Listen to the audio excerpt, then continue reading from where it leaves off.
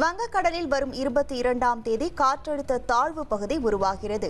48 மணி நேரத்தில் ஆழ்ந்த காற்றழுத்த தாழ்வு பகுதியாக வலுப்பெறும் என வானிலை ஆய்வு மையம் அறிவித்துள்ளது. தேனி, மதுரை, சிவகங்கை, தென்காசி உள்ளிட்ட 8 மாவட்டங்களுக்கு இன்று கனமழைக்கு வாய்ப்பு. நெல்லைக்கு இன்று மிக கனமழைக்கான ஆரஞ்சு எச்சரிக்கையை வானிலை ஆய்வு மையம் விடுத்துள்ளது. கடலூர், மயிலாடுதுறையில் நாளை மறுநாள் கனமழை பெய்யும். சென்னை வானிலை ஆய்வு மையம் தகவல்.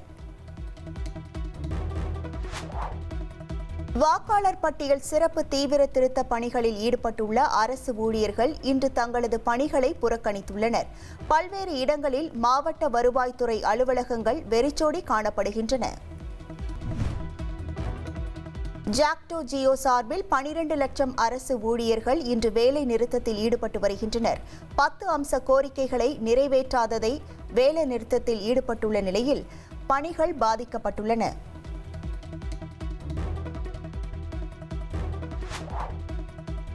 பொங்கல் பண்டிகை முடிந்து சென்னை திரும்புவதற்கான ரயில் டிக்கெட் முன்பதிவு தொடங்கிய சில நிமிடங்களிலேயே விற்று தீர்ந்தது.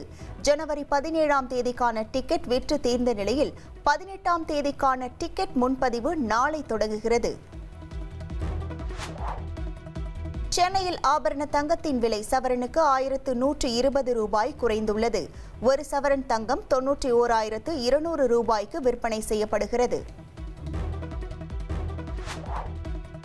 இயற்கை விவசாயிகள் மாநாட்டில் பங்கேற்க பிரதமர் மோடி நாளை கோவை வருவதையொட்டி கோவை விமான நிலையத்திற்கு 3 அடுக்கு பாதுகாப்பு போடப்பட்டுள்ளது. விமான நிலையம் முழுவதும் கூடுதல் சிசிடிவி மூலம் தீவிரமாக கண்காணிக்கப்படுகிறது. விவசாயிகளுக்கான 8000 கோடி ரூபாய் உதவித்தொகையை கோவையில் பிரதமர் மோடி நாளை விடுவிக்கிறார். நெல் கொள்முதலுக்கான ஈரப்பத அளவை 22% உயர்த்த வேண்டும் என பிரதமர் மோடிக்கு முதலமைச்சர் ஸ்டாலின் கடிதம் எழுதியுள்ளார்.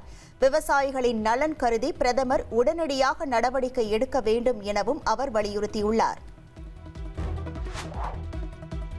கோவை வரும் பிரதமர் மோடியை அதிமுக பொதுச் செயலாளர் எடப்பாடி பழனிசாமி நாளை சந்தித்து பேசுகிறார். பிரதமரை சந்திக்க இபிஎஸ்க்கு நேரம் ஒதுக்கப்பட்டுள்ளதாகவும் தகவல் வெளியாகியுள்ளது. டெல்லியில் ஹமாஸ் பாணியில் ட்ரோன் மூலம் தாக்குதல் நடத்த திட்டமிட்டது அம்பலமாகியுள்ளது. கைதான ஜசீர் பிலால் வாணியிடம் என்ஐஏ நடத்திய விசாரணையில் அதிர்ச்சி தகவல் தெரியவந்துள்ளது. டெல்லியில் குண்டு வெடிப்பு நடத்துவதற்கு முன் உமர் பேசிய வீடியோ வெளியாகியுள்ளது. தற்கொலை குண்டுவெடிப்பு ஒரு தியாக நடவடிக்கை எனவும் இதனை மக்கள் புரிந்து கொள்ளவில்லை எனவும் அதில் உமர் கூறியுள்ளார். டெல்லி கார் குண்டு வெடிப்பு சம்பவத்திற்கு முன் உமர் காரில் சென்ற புதிய சிசிடிவி காட்சி வெளியாகியுள்ளது. இந்த காட்சி கார் வெடிப்பு சம்பவத்திற்கு முன் மதியம் 2:35 மணியளவில் பதிவு செய்யப்பட்டதாக போலீசார் தெரிவித்துள்ளனர்.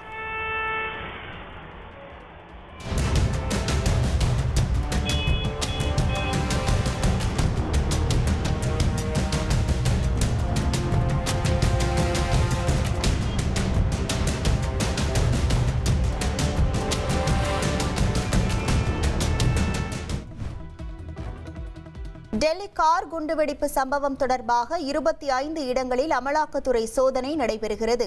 உமர் பணியாற்றிய அல் பலாஹ் பல்கலைக்கழக நிதி பரிவர்த்தனை குறித்தும் நிர்வாகிகள் வீடுகளிலும் விசாரணை மேற்கொள்ளப்படுகிறது. காஷ்மீரின் பல்வேறு பகுதிகளில் தீவிரவாத தடுப்பு பிரிவினர் சோதனையில் ஈடுபட்டுள்ளனர். டெல்லி கார் குண்டுவெடிப்பு சம்பவத்தை தொடர்ந்து சோதனை செய்யப்படுகிறது. சபரிமலையில் மண்டல மகர விளக்கு பூஜை கால சீசன் துவங்கிய நிலையில் பக்தர்கள் கூட்டம் அலைமோதுகிறது. நீண்ட வரிசையில் காத்திருந்து ஐயப்பனை தரிசனம் செய்கின்றனர். பீகாரில் நிதிஷ்குமார் பதவியேற்பு விழாவில் பங்கேற்க அதிமுக பொதுச் செயலாளர் எடப்பாடி பழனிசாமிக்கு அழைப்பு விடுக்கப்பட்டுள்ளது. முதல்வராக நிதிஷ்குமார் நாளை மறுநாள் பதவியேற்க உள்ள நிலையில் இபிஎஸ் அழைக்கப்பட்டிருக்கிறார். பீகார் தேர்தலில் ஜன் சுராஜ் கட்சி படுதோல்வி அடைந்ததற்கு தாமோ 100% பொறுப்பேற்பதாக பிரசாந்த் கிஷோர் தெரிவித்துள்ளார். தோல்விக்கு பொறுப்பேற்று மௌன விரதம் இருப்பேன் எனவும் அவர் கூறியுள்ளார். வாக்காளர் பட்டியல் சிறப்பு தீவிர திருத்தத்திற்கு எதிராக உச்சநீதிமன்றத்தில் கேரள அரசு மனு தாக்கல் செய்துள்ளது. கேரளாவில் எஸ்ஐஆர் பணிகளை உடனடியாக நிறுத்த வேண்டும் என கேரள அரசு வலியுறுத்தியுள்ளது.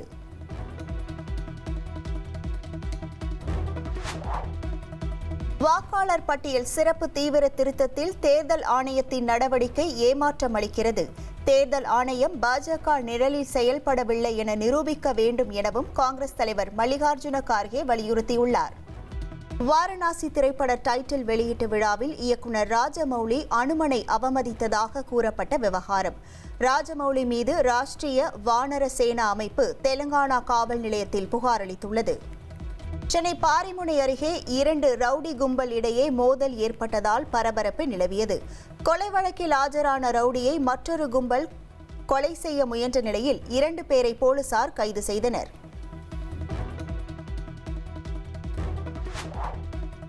வாணியம்பாடி அருகே பள்ளி பேருந்தின் சக்கரத்தில் சிக்கி 1.5 வயது குழந்தை உயிரிழந்த சம்பவம் அதிர்ச்சியை ஏற்படுத்தியுள்ளது. தனியார் பள்ளி பேருந்து மாணவர்களை ஏற்றி செல்ல வந்தபோது விபத்து ஏற்பட்டதாக தெரிவிக்கப்பட்டுள்ளது. சென்னை அக்கரை கடற்கரையில் கிரிக்கெட் வீரர் தினேஷ் கார்த்திக் வீட்டின் அருகே சடலம் கண்டெடுக்கப்பட்டது பரபரப்பை ஏற்படுத்தியுள்ளது. முகத்தில் செலோ டேப் சுற்றிய நிலையில் இருந்த இளைஞரின் உடலை மீட்டு போலீசார் விசாரணை மேற்கொண்டுள்ளனர். மதுரை எளியார்பத்தி சுங்கசாவடியில் உள்ளூர் வாகனங்களுக்கு கட்டணம் உயர்த்தப்பட்டதாக குற்றச்சாட்டு. சுங்கசாவடியை முற்றுகையிட்டு மறியலில் ஈடுபட்டதால் பரபரப்பு ஏற்பட்டது. டெல்லியில் உள்ள பாட்டியாலா ஹவுஸ், சாகோத், ரோஹிணி உள்ளிட்ட மாவட்ட நீதிமன்றங்களுக்கு வெடிகுண்டு மிரட்டல் விடுக்கப்பட்டதால் பரபரப்பு ஏற்பட்டது. மோப்ப நாய்கள் உதவியுடன் தீவிர சோதனை நடைபெற்று வருகிறது. திருவண்ணாமலை தீபத் திருவிழா ஏற்பாடுகள் குறித்து அமைச்சர் ஏவா வேலு ஆலோசனை மேற்கொண்டார். மண் சரிவால் கடந்த ஆண்டு பக்தர்கள் அனுமதிக்கப்படாத நிலையில் மழையின் உறுதித்தன்மையை ஆராய்ந்த பிறகு முடிவெடுக்கப்படும் என தெரிவித்துள்ளார்.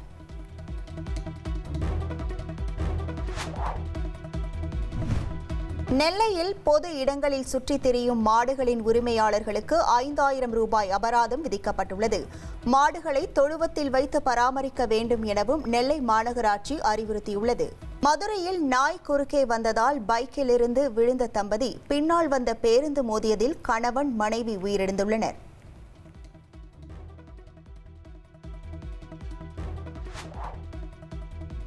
விழுப்புரம் மாவட்டம் கஞ்சனூர் அருகே பைக் மீது லாரி மோதி விபத்து. பைக்கில் சென்ற தந்தை மகள் சம்பவ இடத்திலேயே உயிரிழந்தது சோகத்தை ஏற்படுத்தியுள்ளது.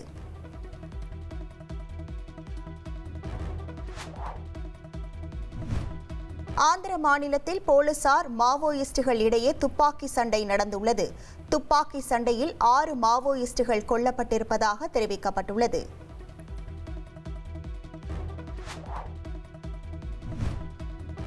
பெங்களூரு விமான நிலையத்தில் கஞ்சா, சிகரெட் பறிமுதல் செய்யப்பட்டுள்ளது. கடந்த 18 நாட்களில் 14 கோடி ரூபாய் மதிப்பிலான கஞ்சா, சிகரெட் பறிமுதல் செய்யப்பட்டிருப்பதாக தெரிவிக்கப்பட்டுள்ளது.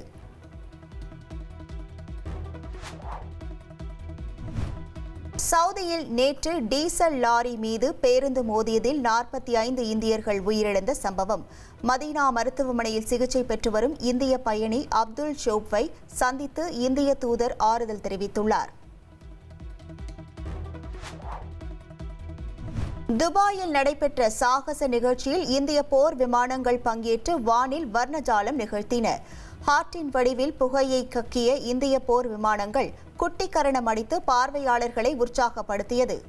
அடுத்த ஆண்டு நடைபெறவுள்ள கால்பந்து உலகக்கோப்பை தொடருக்கு 4வது முறையாக ஜெர்மனி அணி தகுதி பெற்றுள்ளது. ஐரோப்பிய பிரிவின் தகுதி சுற்றில் ஸ்லோவேக்கியாவை 6-0 என்ற கோல் கணக்கில் ஜெர்மனி பந்தாடியது. தஞ்சை மாவட்டம் பாபநாசம் சட்டமன்ற தொகுதியில் வாக்காளர் பட்டியல் சிறப்பு தீவிர திருத்த பணிகளை மாவட்ட ஆட்சியர் பிரியங்கா பங்கஜம் ஆய்வு செய்தார். அப்போது எஸ்ஐஆர் தொடர்பாக வாக்குச்சாவடி நிலை அலுவலர்களுக்கு பல்வேறு அறிவுறுத்தல்களை மாவட்ட ஆட்சியர் வழங்கினார்.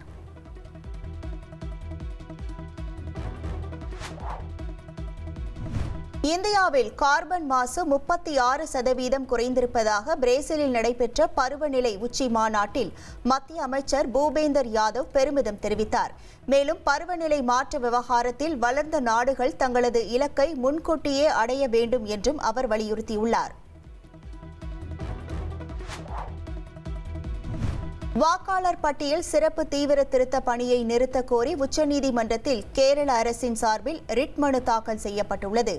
கேரளாவில் உள்ளாட்சி தேர்தல் நடைபெறும் நிலையில் எஸ்ஐஆர் பணியை மேற்கொள்வது கடினம் என கூறி இந்த வழக்கு தொடரப்பட்டுள்ளது.